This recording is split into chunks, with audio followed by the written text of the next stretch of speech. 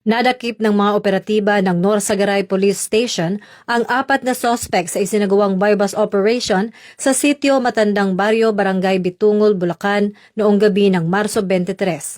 Ayon kay Provincial Director Police Colonel Angel Garciliano, kinilala ang mga naaresto na sila alias Gani, Pulong, Bogart at Chito na pawang mga residente ng Pasay at Makati.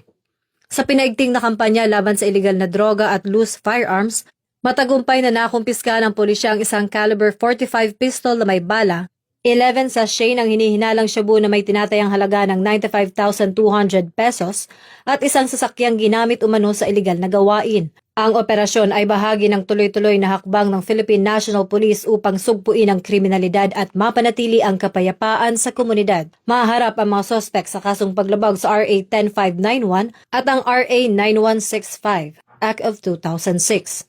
Mula rito sa Campo Crame, ako po si Patrol Woman Sari Bernales, nagbabalita para sa Police News Network.